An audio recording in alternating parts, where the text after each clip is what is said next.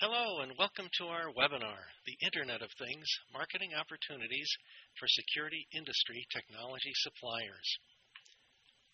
We've got a great program today and some exciting speakers to help us guide us through this topic. I'd like to introduce them by way of a little perspective. What was it like to be online in 1995?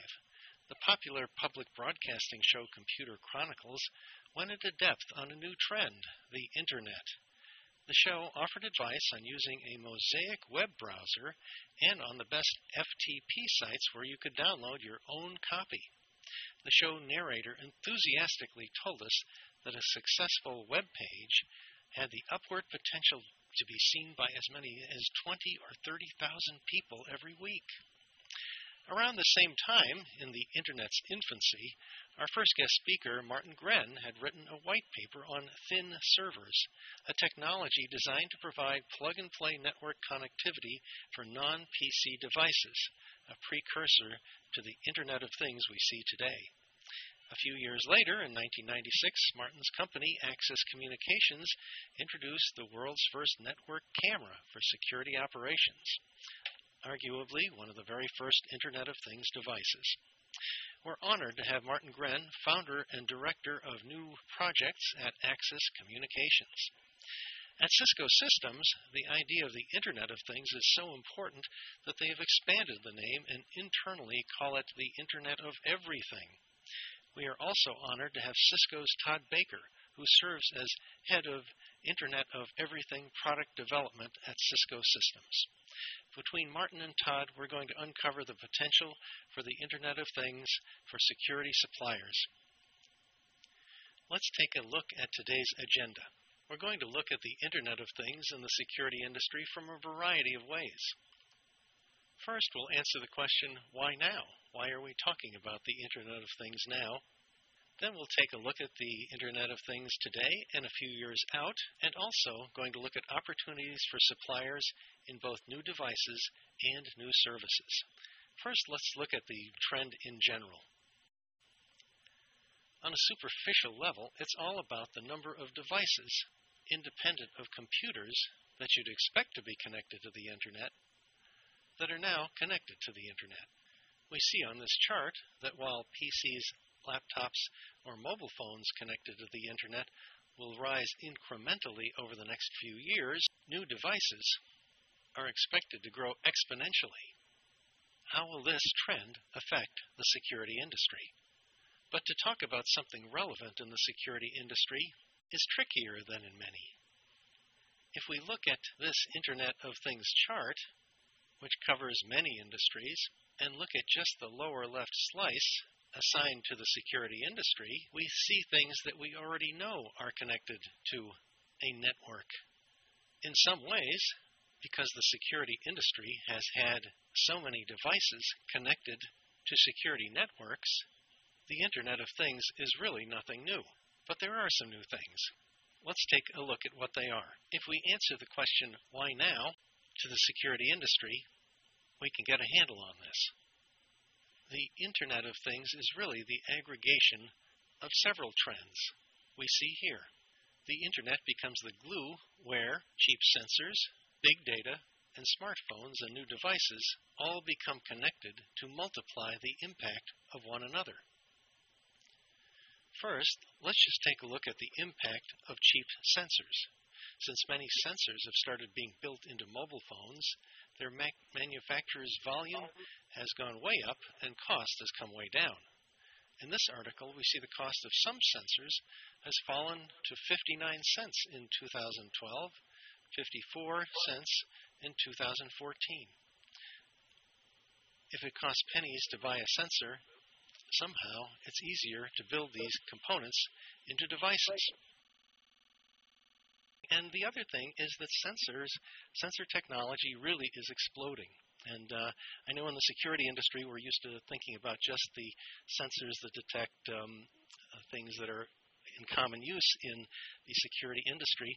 But as we look ahead, as we start to think about what potential the Internet of Things has for a security supplier, it's worth noting that there's an awful lot of sensors being developed in unrelated and tangential industries that may be able to be brought to bear into a security product that could add insight into the kinds of threats that are being offered that our companies might encounter. If you just look at this chart, you can see there's noise sensors, electromagnetic level sensors, smart parking sensors, waste management sensors. There's just all kinds of sensors being developed. All right, when the internet and new sensors and all of these trends combine, I thought I'd just give a little perspective by showing some of the consumer products that are coming out. Some of them are a little crazy, but hey, I wanted to share 3 of these with you. So here we have the Oral-B Smart Toothbrush, and this basically uses a mobile app on someone's cell phone, and there are sensors in this device which captures data about your toothbrushing habits.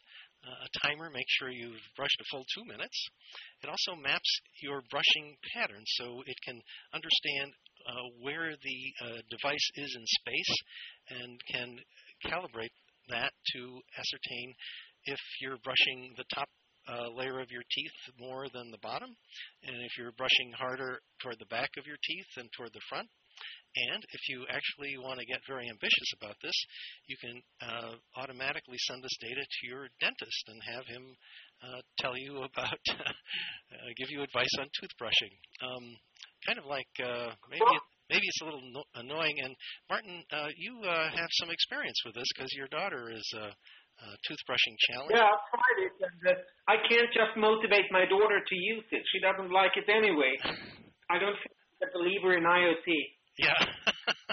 Well, just because you can create a product in IoT that can track and identify certain behaviors doesn't mean you can get people to use it. So I'm not sure. I think I would find this product fairly annoying myself.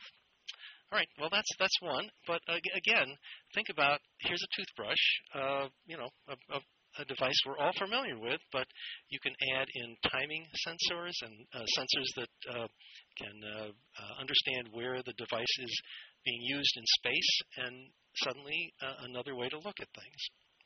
Let's take another look at things. Here's a crazy product where a health company won a patent for a pill with a sensor that is so small that a patient can swallow it, and it will monitor when a patient is or is not taking medications. So for people who are forgetful about did they take this medication and at this time, this monitor will transmit data to a mobile device, a cell phone, telling, you forgot to take this pill or that pill. So again, a lot of things sensors can do. Finally, the last example is what's called an IoT badge, a sociometric sensor device, and this one actually borders on a security application. Here's the one of the editors of the Harvard Business Review trying it on, where they did an extensive review of it. And this device has a number of sensors and information gathering information, a microphone to record tone, speed, and volume of voice. It does not actually record voice. It doesn't actually record conversations. It has a motion sensor to measure movement, an infrared beam for tracking sensor so it can tell the proximity to other badges. And the reason this device was invented was so people could sort of understand corporate interactions with business, among business people and colleagues. And one of the people says, just by looking at the sociometric data, we've been able to foretell which teams will win a business plan contest. So basically, you are able to gather data from a variety of sensors, analyze that data, and start to predict outcomes, start to predict what could happen. And I think this is actually a pretty important idea within the security industry.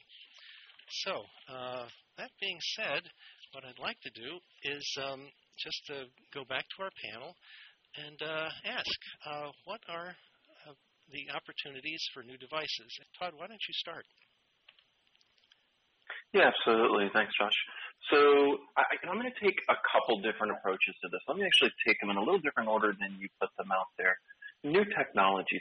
I think what becomes really interesting about the Internet of Things is it's not even necessarily brand new technologies that become important. It's actually using existing technologies in new ways and combined together in kind of new, unique ways that I think will have the biggest impact in this industry.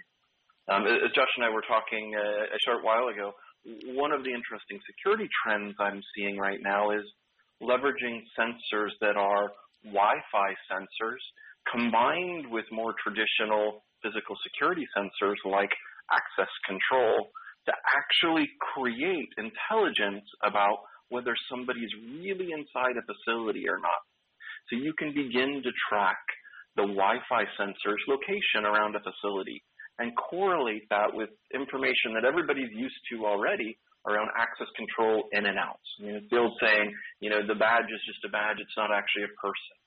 So now we can start to say, hey, look, it's a badge plus somebody's mobile phone. I know that that's the Wi-Fi on their mobile phone or another sensor to do interesting things. I think that's one of the things we should think about the most. Todd, you were talking about how anyone who was using an iPhone until a short time ago could be tracked down to their iPhone identification number, and you could literally track an individual walking around a building using that information. Yeah, I can talk about that a little bit more, Josh. So, again, as Josh and I were talking about this case that I just highlighted, every phone, for instance, and every device that's connected to the network has this thing called a MAC address. It is a globally unique number. Every device that's connected in the world has a different number. And so it used to be that as you walked into a place that had a Wi-Fi connection, the iPhone would try and connect. It would probe the network, and it would say, hey, look, here's the SSID, if you're familiar with that word. Here's the network identifier. Well, at the same time, the network was actually seeing the ID of that device.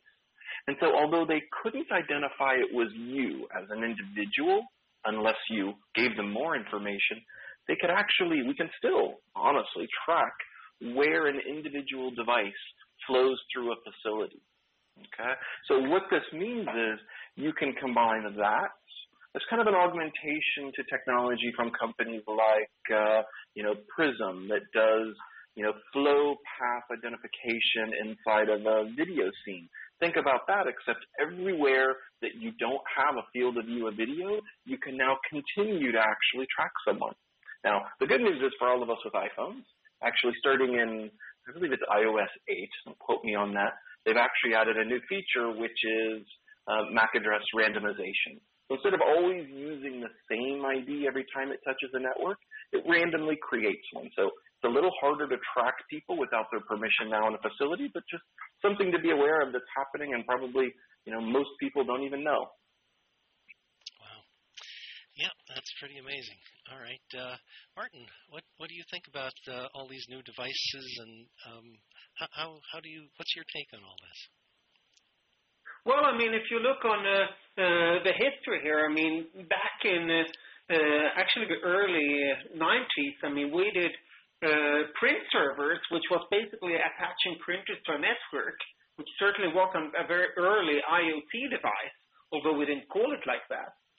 And then we created what we call the thin server, which was, if you remember those days with Sun and Oracle, they had the thin client. And what we did by then was the thin server instead. And we wrote a white paper on that, which is still floating around if you Google for it on the internet. Mm-hmm. Now, that was the framework where we developed the world's first network-based camera.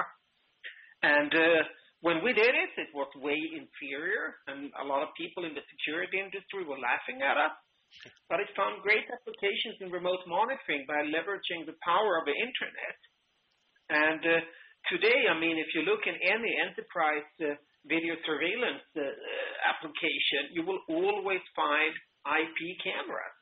So actually, the Internet of Things is already here in video surveillance, and that's just a fact. Now, when it comes to more corporate sites, so how can we leverage further on that? Well, if we look, on like major guarding companies, they have realized that the manned guarding, that's no longer a growth market in mature markets, like the US and Europe. So in order for them to grow, they need to make their guards more smart and more clever. And the way to do that is to leverage from technology. So by combining guarding with technology and a lot of cool IoT devices, they can actually become more successful. Just a very simple application. If you have a video surveillance application and you see that the guy in the blue shirt and big ugly glasses is doing something bad, how about using just an IP-enabled horn speaker and tell that guy to go away? A study from alarm.com says that 74% of all burglars or these type of criminal behavior actually disappears when they get an audible notification when they are not supposed to do what they're doing and somebody's watching them. That's very personal. So I think we're here. It's a very personal thing. Hey, you in the blue shirt, what are you doing? That's cool. Martin, you've seen the growth of the security networks from the very beginning. And my guess is ever since they started, they've always been getting more sophisticated. Do you think the Internet of Things is really something that's going to impact security, or do you think it's just the natural ongoing progression? Again, security networks have, they were some of the first integrated networks of lots of different devices, not just computer elements. So in some ways, this is not so new. So is this new? I agree. A camera with an analog cable, it's after all a sort of a network. It's not an internet network, but it's a cable network. Sure. But as I said, whenever I give presentations or lectures, because I'm nowadays from the security industry, so I call it the Internet of Security things, because that's what I think is relevant to our industry. And that's why the reason we started developing IP cameras, we do video encoders, but nowadays we also deliver IP-enabled access control, IP-enabled horn speakers, and even IP video door stations, where you have a remote gate and you want someone to come in. Let's say you're a car dealership and somebody's leaving or returning the car at night. Then you can use a door station. You just IP enable it. You just connect it through your regular video surveillance system, and you have some kind of alarm central who can verify that the right person is coming in and grant him access. So I think IoT is already here in the security industry. It's just areas where it differs. In video surveillance and enterprise installations, it's 100% penetration. If you look on access control, it's only a couple of percent penetration. So it's certainly going to make it into the access control, physical access control pretty soon. Loudspeaker, mass notification, I think both are markets that are coming pretty soon. Maybe even the intrusion, but intrusion is more difficult because it's so many legacy standards. Okay. Todd, at Cisco, you probably get exposed to a lot of different industries and a lot of different interesting devices that are getting developed. Have you noticed any that you might have seen in other industries that might find their way into the security market, or that might have some kind of application in the security market? Yeah, let me talk about a couple of things. So first of all, I would agree with Martin, actually. The Internet of Things at its base inside the security industry, it's there and it's evolving. Just to further that, I'm a big believer that the IP camera, the surveillance camera, is actually one of the richest and probably most underutilized sensor that's out there.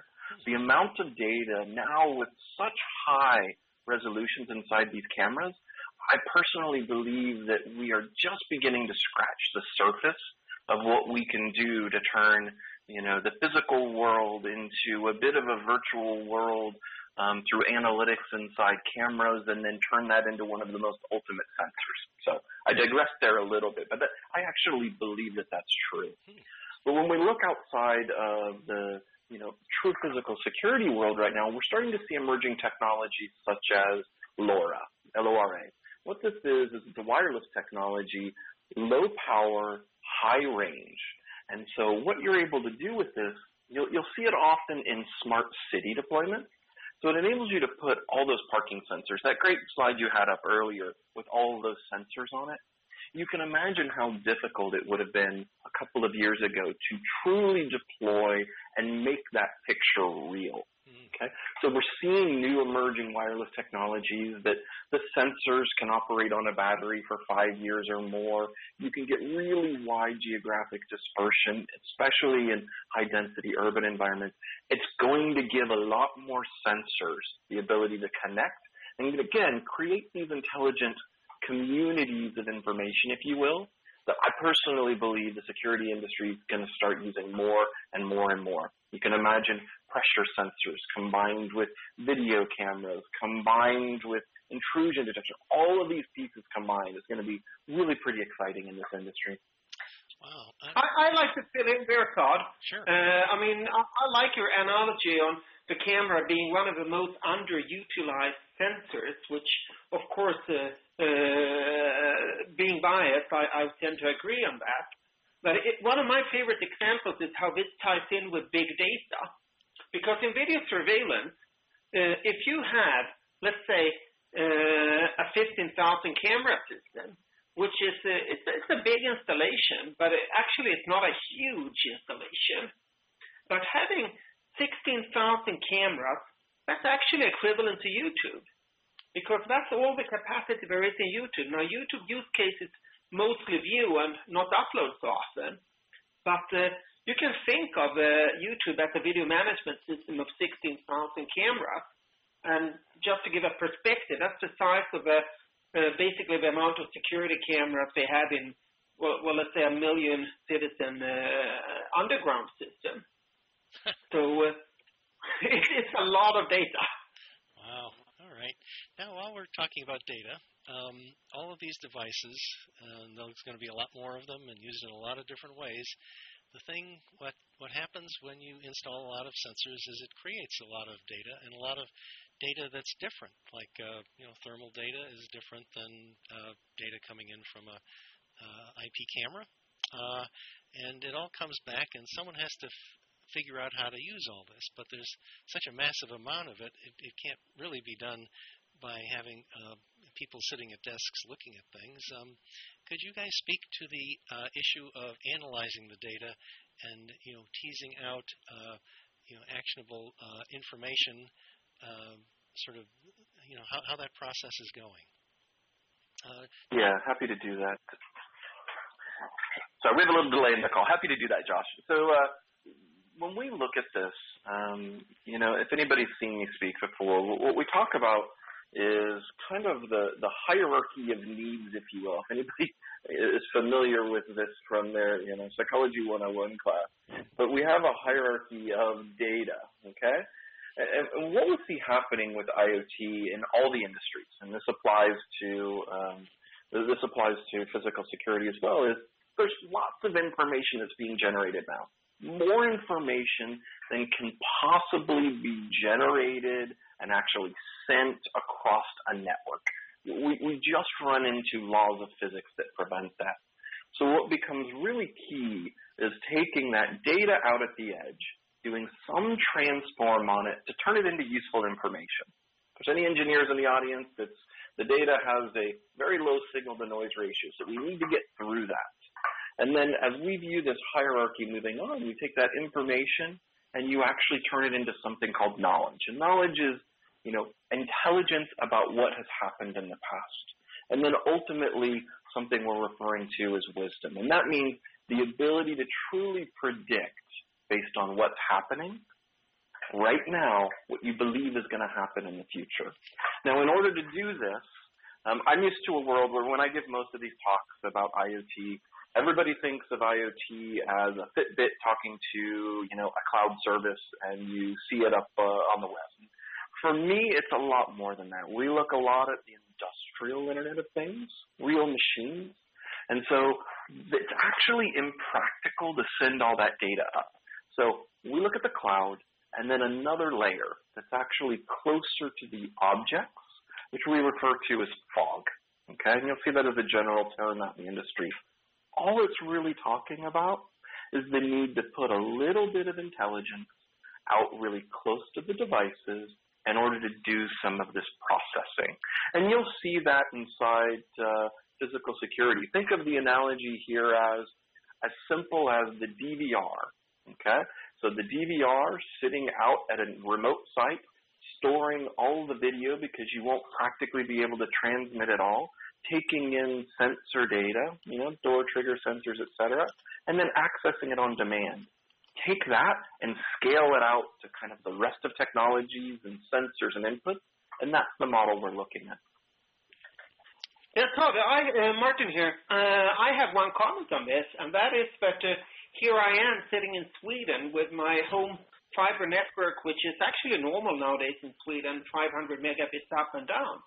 I have no problem transmitting all the data of all my cameras up to the network and to the cloud. Actually, that's fully possible with our Amazon Cloud Services and similar. However, I 100% share your view that the processing has to be done on the edge in order to really be useful, because otherwise it's simply generating too much processing power and decentralizing and using the CPUs. I mean, you have gigabit, you have so much processing power on the edge, and that can do a lot of stuff for you. Yeah. And then you need to tie it up into a system, because just having zillions of sensors, that's nobody going to be able to use. You have to have some software that puts them together, makes it user-friendly, so that the regular power-on, power-off switch actually works in a way that people appreciate it. Because otherwise you end up in the some stupid rental cars or similar who you just can't figure out how they work. All right. Yeah, Martin, so let me comment on that, Josh. It's really funny. Before the call, we were all admiring bandwidth. Yeah, we were all admiring Martin's bandwidth before the call.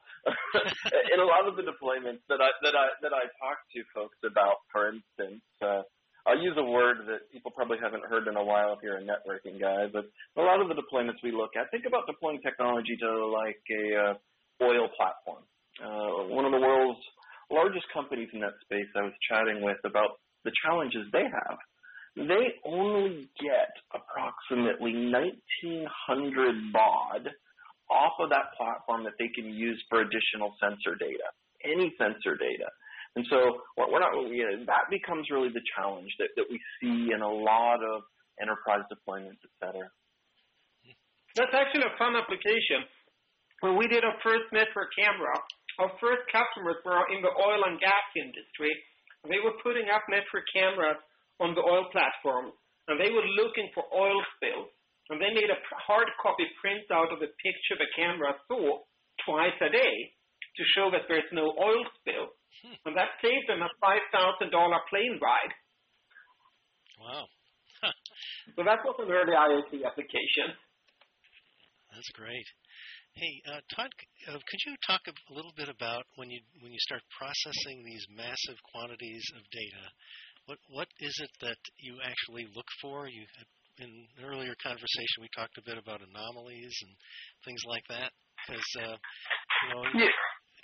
just so our audience doesn't think of it as a big black hole where all this data goes in, and you could shine some light in there and tell us what actually happens.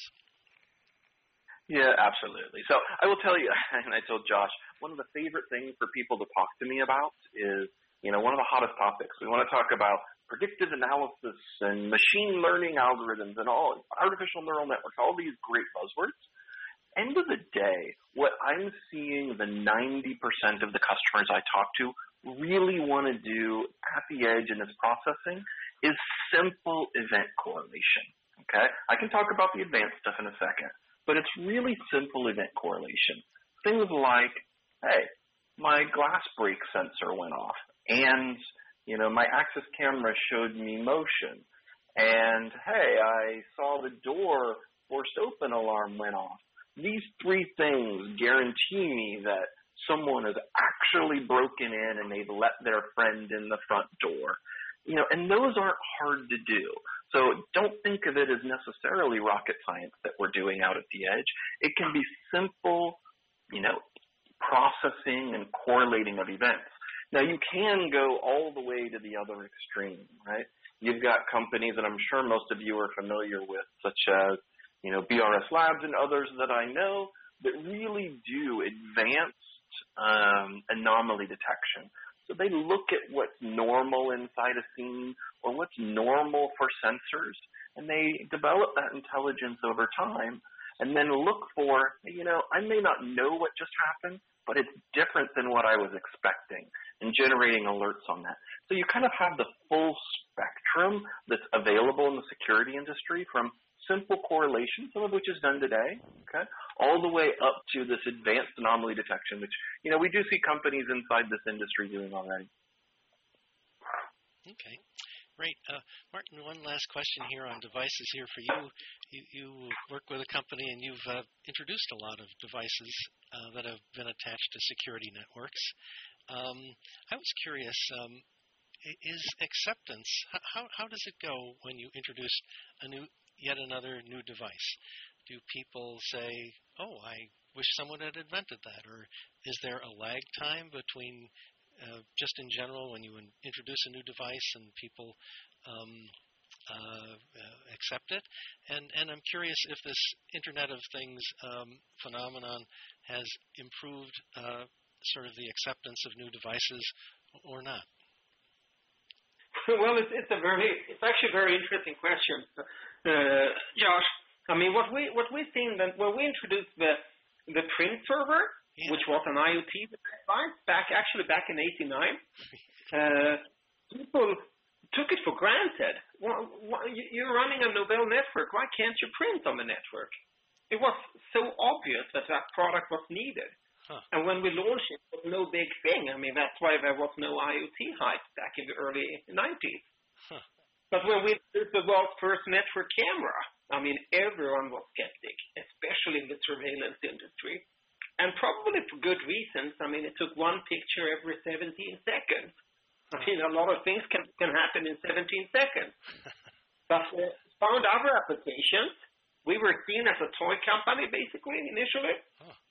But when we introduce now the IP horn speaker, which I think it really defines what the IoT is, because it's a horn speaker, you all know that, and it powers using the Ethernet cable, and you can configure it so it talks SIP. You basically assign it a phone number, so it basically integrates with anything. I mean, either like a regular VMS device, but also simply by calling the phone number, and you can speak and actually listen because it has a microphone that you can enable. Wow. And when we launched that to our customers, they said, why hasn't anyone done this before? It's so obvious. You have cameras, but you can't give the feedback information unless you put up an audio server, power, amplifier, and the horn, which, yes, you can do, but it costs you a lot of money. Now you can simply buy a simple IoT device that does it all. I think it's so cool. Wow. So you gave us two examples. Yeah. Yeah. I mean, if you look on, for instance, the intercoms, I mean, they are also, it's a very analog market, surprisingly. Almost all intercoms, with a few exceptions, are using either proprietary systems or analog systems. Okay. Now it's so obvious. You have a centralized VMS system where there is a guard or an operator looking at all the video. Why shouldn't they be able to let people in who knock on the door? Yeah. All right. So again, this was absolutely, people said, yeah, why haven't you done that for a long time? You should have. That's great. Okay, great. Okay, I'm going to change gears here a little bit, and we're going to, here we go. We're going to talk about services, because that's a whole new area, and I think Todd touched on this. But here's the CEO of Securitas, the largest security guard deployer in the world. And in his annual report released this year, this is a quote from it, and he is describing how he's realizing that labor is becoming more expensive and complicated to deploy, but technology is developing fast and becoming less expensive. And when you think about what a security guard does, a security guard listens and watches, and in essence, some of those rudimentary aspects of the service can be replaced by sensors and video surveillance cameras. And so Securitas and other guard organizations are pursuing kind of a hybrid approach where they're maybe deploying fewer security guards, but using a security network to kind of create an augmented service where that extends the capabilities of the security guards that remain. So it's kind of a way that the technology is being extended into a service. Another part of the quote here from the annual report I liked a lot because it touched on video analytics and intelligent cameras, and through the use of analytics, you can sort of map certain behaviors, and after you sort of build, if you're gathering a lot of data on say a manufacturing site or a factory floor or a retail show floor, you can kind of start to recognize when a theft or a damage occurs, and you can extrapolate that when that behavior, whatever it is, happens, you might consider that something bad is about to happen. You can kind of detect potential crime before it happens, is the quote here. So I'd like to shift the discussion over to services, and Martin, I think you were the one who told me about this whole thing with the Securitas shift. Why don't you pick it up from where I left it and tell us a little more detail about it? Well, I mean, this is the security industry, and we looked at some market reports, and back in 2012, the value of the U.S. security market as such, I mean, including guarding, was roughly estimated to be $350 billion. And that's a lot of money. And what's amazing is that the vast majority of that money goes into guarding. It's actually only 6% of that budget that really goes into technology. And in those 6%, actually fences are included.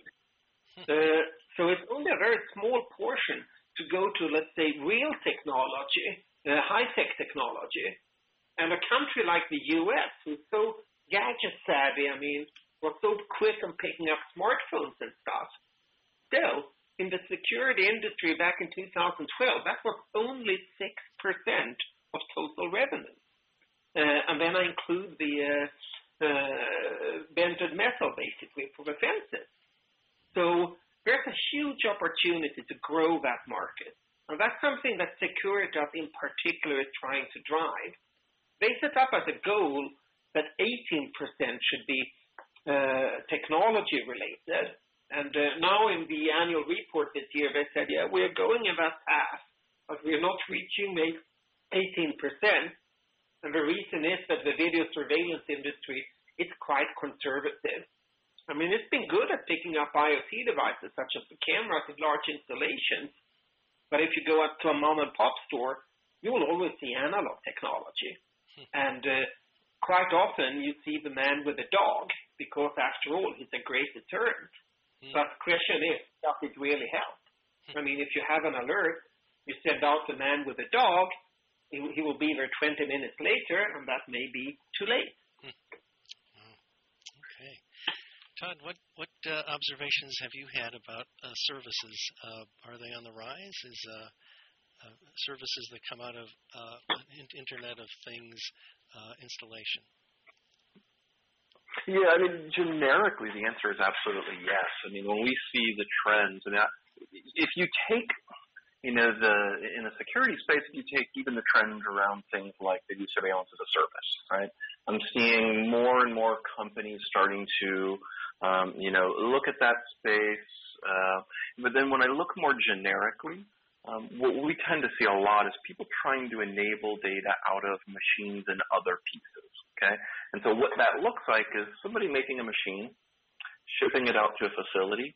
They actually want to instrument it and then have that go to a service in the cloud. And then what they'll do is they'll offer things like preventative maintenance and other pieces. I know this is all a little bit outside of the core security focus of this conversation, but that's actually what we're seeing driving a huge portion of the rest of the Internet of Things is these additional services that people want to offer.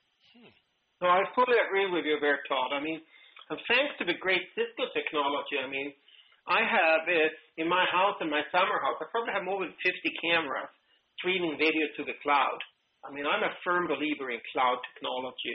And I think actually cloud technology is great for the Internet as well. Wow. So getting back to Todd, Cisco, of course, is a leader in the whole Internet of Things, cloud technology. But a lot of people at Cisco sort of see the potential for the security industry to be integrated with other services that if you view security as a service, say within a municipality, other services might be water and might be electricity service and other things. Could you address the whole integrating the security as a service into a larger organization like a city or a corporation? Yeah, and that's what's really interesting, Josh, is we, because of, the way we view the world, we actually view security as a component of a larger solution, okay? So when we look at it, we look at the layers of solution. We have the networking infrastructure and what that can do to support all of the devices that get connected. Then we start to look at applications and technologies that go on the network. So surveillance is a great example of that. I always say, I do work at Cisco. The more bits on the network, the better. We love that, right? And so security with cameras and other pieces and the number of sensors that are going to come is a great consumer of network technologies. And so we'll look at an industry such as, you said smart cities. And we will look at the layers of technology and say, okay, what's actually needed in the infrastructure? Let's put the network in place. Now let's start thinking about transportation. What's going to be there for transportation? IP cameras, license plate recognition, smart parking as a service. Okay, as we move into connected real estate, what's going to be in that space? Cameras at entrances and exits, access control, okay? General out in the public as well. And there's some subtleties in here. We're doing a lot of work with companies in smart lighting, for instance. So using security technology, such as the cameras to detect there's people loitering. And there's some interesting trends there, such as, you may not realize this, but with outdoor lighting, municipalities spend an enormous amount of money on this. If you have one person in a particular area, they actually need a lot of light. If you have two people in an area, they need less light. And the more people you get, the less light they actually require to be on. So you can begin doing intelligent things like dimming outdoor light and saving costs on energy just by detecting, the number of people in a particular area. And that's kind of just an extreme example of going from, security surveillance technology all the way through the network up into a service in the cloud, and then doing a little bit of intelligence and analytics on top. In the end, what's it all about? Saving the municipality money and making people feel safe. That's the full way we look at many of these solutions. Okay. Todd, I'd like to ask you a similar question that I asked to Martin a little while ago, which is about marketing. Now, you were exposed to a lot of different industries, and a lot of different industries come to you because they're launching or have Internet of Things type devices. From a marketing point of view, have you seen any successful approaches that these companies that you're involved with are doing? Do they come out and say, we've got a new Internet of Things device and you should buy it, or do they just focus on the pragmatics of what it can do? Or how do people launching, this is a webinar, and the folks on the line are people who are making technology for security systems. Could you offer some advice on how you think they might go to market in terms of rolling out a new IoT type device? Yeah, definitely. So there's a couple components that we definitely see. I mean, if you look at, the Gartner hype cycle for emerging technologies, the latest one that came out in July of 2014, right? Yeah. Internet of Things is just right at that peak of inflated expectation. Huh. So the truth of the matter is there's an enormous amount of new products coming onto the market that label themselves as IoT or IoT enabled. The key, what's actually behind that? Because the customers we talk to, what they want to hear is what you're doing, how is it actually going to have an outcome for them that they care about. And so truly linking, I have a new sensor, and because of this new sensor, you're going to be able to accomplish something, and that actually is going to save you money, make you safer, increase productivity. That last piece has to be there in the marketing, or else everybody just views it as more hype. That's going to be the key right now. Todd mentioned that it's more important to talk about what a product does than it is an Internet of Things device. Would you agree with that? Oh, I fully agree on that. I mean, I think nobody really wants a camera. I mean, they want better security. They want better control of their inventory. They want to know the cars passing by and stuff like that. That's what they want, the system approach. They're not interested in having a specific IoT device. That's when it breaks down to the tender and when you look deeper into the problem. And so it's really, I mean, the IoT is for the techies, so to speak. Okay, good. Martin, when I asked you that original question about the devices you had launched, and some were accepted immediately because people said, why didn't someone do this before? And some took quite a lot of time. I'm curious about the products that people said, why didn't someone think of this before? The truth is, no one did think of it before, but you guys did. How do you reach a point where you find that little niche that everyone else has overlooked, and you come up with an idea for a device, connected device? Is there any advice you could give to someone who's looking for that needle in the haystack, or? Well, I mean, I quite often get that question, actually, and it's one of my favorite topics.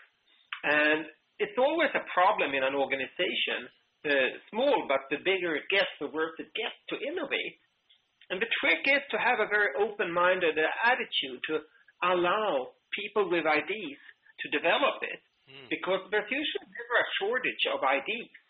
That's not the problem. I mean, as many people you have, you get more and more ideas. The difficulty, that's always the middle manager, because the middle manager, they have a budget, they have a time frame, they have a technology direction that they have to fulfill.